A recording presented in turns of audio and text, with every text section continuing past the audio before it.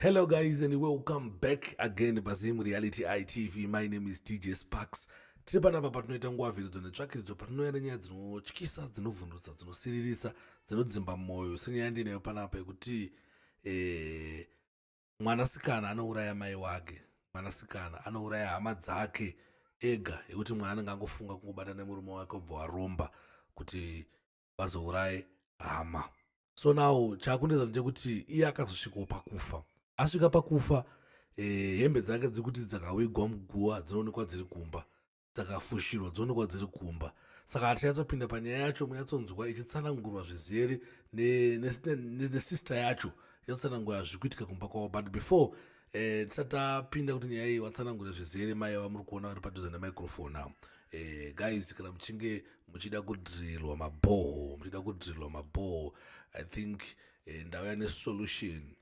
Solution yakanaka muchinge muchida kudhirilwa mabhoho. Pane inonzi Absolute Wetland yekuti huyai tikudhirilei mabhoho nemaprice areasonable, nemaprice anoshandika nawo uyezve vanonegotiatika nawo. Saka munongovabata panhamba dziri kubuda pascreen apo, dzikufamba pazasi apo, ndidzo nhamba dzavo, kana kudzitora nhamba dziri paflyer mubva mavabata. Maservices akawanda avanoita, vanoita borehole siting, pump installation, solar pump installation, borehole service, zvakawandisa, farm irrigation and garden irrigation, zvakawanda zvavanoita. Saka munogona kuvabata vokugadzirirai. Apa takutora zvevanhu vari tried and tested, vatinotrasta isusu kuti mangwana hamucheme. Saka ndichipinda panyaya yangu ndichinzwe, nyaya iyi yanga ichiitika kuchechi kwaProfeti kuda kwaShe Jose. Zviri kuitika kuchechi kwaProfeti kuda kwaShe Jose, vanhu kuenda matambudziko akasiyana siyana ikoko. Saka ndichaplaya vhidhiyo racho, then mobva mariona, mobva makomenda kuti muri kuinzwawo sei nyaya iri panapa. Munoitongawo sei yekuti mwanasikana anobata nemurume wake obva waromba. Asi nyoka vanhu mune muchimbodzida dzei? Ndo nyaya inonyanyondinetsa kuti nyoka mune munyatsodzida dzei? Nyoka hatiteere nyaya yacho. Tichitora kubva pamhuri yabva pano yadzidziswa nemunhu waMwari kuti munonoviga ndombi nemunhu wacho aibata, asi ndaona kuti zvinongoitwa bedzi kana pataurwa zita raJesu, nekuti amai vari pano vachitaura nyaya yavo vanoti chiitiko ichi vakambochiedza kuda kuchiita chekunoviga zvinhu, asi vazviita kana kukwana ka5, asi vari kuzongoerekana zvinhu zvadzoka mumba. Regai tinzwe vachitaura. Amen, vanhu vaMwari. Amen. Inino ndiri mukadzi anogara kumarondera kwatiri kubva.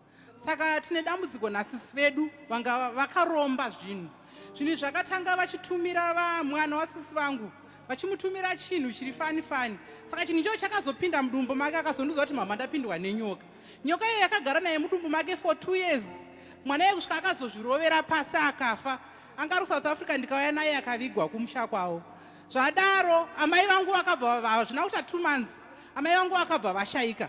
Amai vangu vashayika vakabayiwa nechinhu chakarira kunge pfuti pasaidi pavo. Saka havana kufa musi iwoyo, vakamirira hama dzavo. Hama dzavo padzakauya zvikanzi musatsvage henyu vamwe vanhu, ndaurayiwa nemwana wangu musikana nemurume wake. Saka vadaro isusu tiri panhamo ipapo takatsamwa tikarova sisi vedu nehanzvadzi dzangu dziri 2. Saka takavarova vakabva vafuguka hembe, vanga vasina hembe yemukati. Ndobva tavarova tikati yatikusechewo une zvinhu zvauri kufamba nazvo muhembe. Saka patakavasecha takaona vaine zvinhu zvakabva zvadonha zvega, chimwe chimuchinjikwa nerimwe zibhandi zihombe. Tikati ndezveizvi, zvikanzi zvinhu zvangu munamato wangu. Saka kwakazoya mapurisa kuti tite runyararo tobva tazoviga amai vedu. Saka vazoenda kumba kwavo, sisi vedu vakazonorwara, hatina kutaurwa kuti sisi venyu vari kurwara. Takazoona pamafacebook kuti vakanyonga makumbo esaya neruoko rwerwe. Saka zvadaro zvainzi hanzi makafumura zvinhu zvavo. Saka sisi vangu vakazofa, hatina kuzwa zveurwere hwavo. Takazongotumirwa munhu kunzi hasisi venyu vafa. Tazoenda kunhamo kuye, takamboramba kuenda kunhamo. Ndobva kwazoya mapurisa futi vatisunga, vatazongoenda zvokuti hapana zvatingazviita. Kwakauya minista wekunzvimbo kwedu kwatogara kumarondera, kukauya kansela vachida kutiraya kuti kamufota kuti tiwirirane. But zvava zvakangooma. Muba mukuru wangu vaitaura kuti mumba umu kana muchipindwa muchaisa bhodhi apa, kana yakunobuda kuenda kumakuva muchazoibudisa nerimwe dhoo. Takati chamupinza nedhoo iri tozomudisa nerimwe dhoo. Tikati hatizvizive zvamuri kutaura izvi. Zvikanzi zvekare mubhedroom masisi vangu hamukinurwe nemumwe munhu, muchakinurwa naatete hanzvadzi yababa vedu. tikati hakuna shona yatakadaro hatiizive. Saka taita nharo takanoviga sisi vedu pakuchiti ngatichisunga hembe tozoya togowa panyaradzo. Zvakanetsa zvainzi pindai nen'anga yavo yabamukuru vangu, tikati hatipinde nemunhu isusu watisina rudzi naye. Saka zvadaro n'anga yaiti ndinongopinda ndongomira hangu. Tikati aiwa isusu taakupinda bva tapinda nomwe pasta. Patakada kuti tichisunga hembe n'anga yai yakarova dhoo, bamukuru vangu vachichema vachiti taparara, mwana womusikana achichema achiti baba tapera. Zvikanzi nevanhu muri kupera nei? Saka hatauza kuti vaipera nei. Saka n'anga yai yakazongochemawo ichiti musadaro ndine shuga ndinodonha kani. Tikati kochiko naimi zvino hembe ndedzenyu here idzi? Saka zvakazoramba zvichingonesa kusvika takazoti aiwa imimika chipindai muti usunge hembe ndimi mahama yani yemufu uyu. Bva taenda kumba. Taenda kumba hazvina kumbotora mwedzi patatumirwa meseji zvikanzi kune nyaradzo. Panyaradzo yakaitwa hatina kuenda, yakaitwa last week Saturday, hatina kuenda kunyaradzo. Zvadaro bamukuru vangu takazoti sisega tinopiwa peace order, but tadaro takamboda kutoya kuna chifi vakatengwa bhozi bamukuru vangu vane mari. Saka tinakonzwa panhau yekuti makanoviga zvinhu zvichiramba zvichidzoka. Saka bamukuru vangu vakazoenda after tasiya zvinhu mumba imomo, vakazotora hembe dziya nezvinhu zviye vakaenda nen'anga kumakuva. Vanonzi vakaenda 5 times. Pavaiti vakaenda vakanofushira zvinhu vaidzoka zvako kumba. Pavanofushira vaidzoka futi zvako vakaenda ka5. Saka vakaona kuti ii zvingandinetseregai nditi hama dzacho dziye kuzozvitora. Vainozvifushira pai? Vainochera paguva rasisi vangu. Pavakafushirwa ipapo wochera wozviisa. Pavanosvika kumba vanosvika zvako. Saka isusu patakanzi yemugove nhumbu izvozvo takazonzi chiuya yemugove manje. Saka vakuda kutipa zvinhu zviye. Susu takati hatisi kuda, pfekedzai vana venyu hembe. Saka hondo iripo ndeyekunzi ari kusimudza musoro ngaaurayiwe, because muhama imomo mune vamwe vanosapota bamukuru vangu nevamwe vanhu vari kutengwa. Saka inini mufamily medu ndindasara ndikutongosumudza musoro, vamwe vese marombe. Saka matenderera zvakadii nenyaya iyi amai? Tatenderera kubva April tiri kungonetseka since pakafa amai vangu 2022. Nanhasi tiri kungotambudzika. Hatina kana zororo kana peace. Mumwe mwana anga ari kuSouth Africa anga ine kambani yake ezvinoiromba ari kuputa guka ari kumba. Takaenda kwa32 Life ndopandakaona mukoma Charles. Vakanditi uyai nemuroro wangu mwari kuUK elder vekunoku verusike. Vakanditi uyai muzobatsirwa nekuti dambudziko renyu chete rinonzwisa tsitsi. Tese tapera kwasara vanhu vashoma mumba mababa wangu. Amai machihembe dzikaiswa kumakuva dzaiwanikwa dzamumba. Dziri kudzoka kumba. Muri kupanzwa hanzi hembe dzakaiswa kumakuva waidziona dziri kumba. Asi vanhu vanokuva vachiita sainzi dzakadai vedzidza hapana zvavangaitire kuti magetsi asaende. Hapana zvimwe zvangagona kutiitirawo munomu.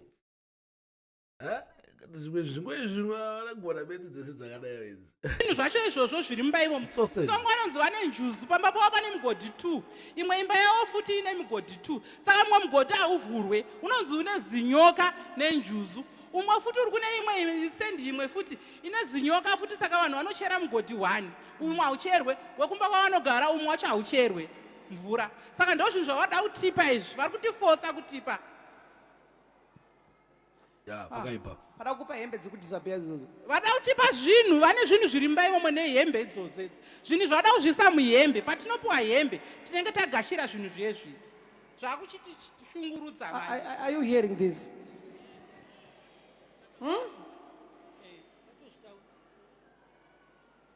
In families, we need to pray, right? Lift up your hands. Mama, I want to pray for you. I want to pray for you. Just come.